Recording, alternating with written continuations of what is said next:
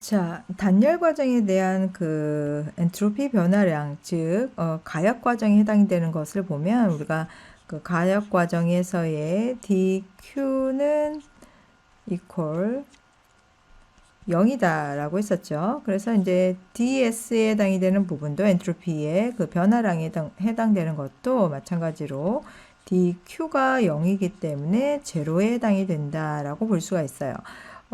이 과정을 우리가 그 압력과 부피하고의 관계, 그리고 각 온도, 등원 그래프하고의 관계에 대해서 우리가 보면 여기가 T1, T2라고 했을 때 예를 들어서 자, 이렇게 변화를 준다라고 한번 해보겠습니다. 그러면 이때 처음 부피에 해당되는 부분과 나중 부피에 해당이 되는 부분, 그리고 여기에서 이거 온도가 T1에서 이렇게 T2로 이렇게 바뀌고 있는 그런 과정이에요.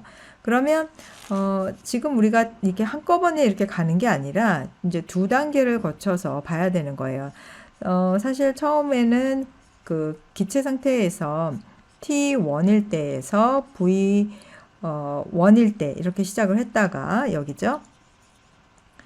이것이 다시 기체 상태에서 이 T2 그리고 V2의 관계로 가야 되는데 이렇게 한 번에 가는 게 아니라 등온 상태를 거치고, 그럼 등온 상태니까 이거는 온도는 일정한 상태가 되겠죠. 그리고 부피가 변화가 되는 과정. 그 다음에 여기서는 이제 부피가 일정한 그런 상태에서의 그 등부피 과정. 이렇게 두 단계로 나가서 봐야 돼요. 자, 그러면 두 번째 단계에서 우리가 델타 S는 등온 상태에서는 NR, LN, V1, V2였고, 그 다음에 등 부피는 NCV, LN, T1분의 T2였습니다. 사실은 이게 엔트로피 단열 과정에서 엔트로피 변화 가역 과정에서는 0이 된다라는 거를 이제 증명을 할 거예요.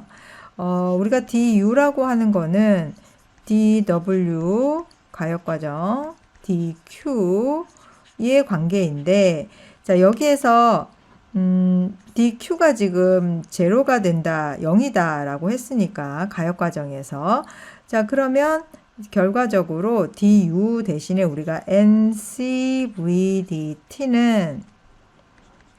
마이너스 이 DW에 해당이 되는 부분으로서 V분의 nRT/dV로 놓고 이 식을 우리가 조금 정리를 해보면, 자, T를 이항을 하겠습니다. T분의 NCV, 여기 N이 들어가야 되겠죠. NCV DT는 V분의 마이너스 NR DV가 돼요. 그러니까 이 양변에 있는 것을 우리가 각각 적분을 하게 되면 결국은 NCV LN T1분의 T2가 되겠고, 그리고 이거 마이너스 NR 분의 LN 마이너스 NR LN V1분의 V2가 된다, 이렇게 보는 거죠. 자, 그러면 지금 나와 있는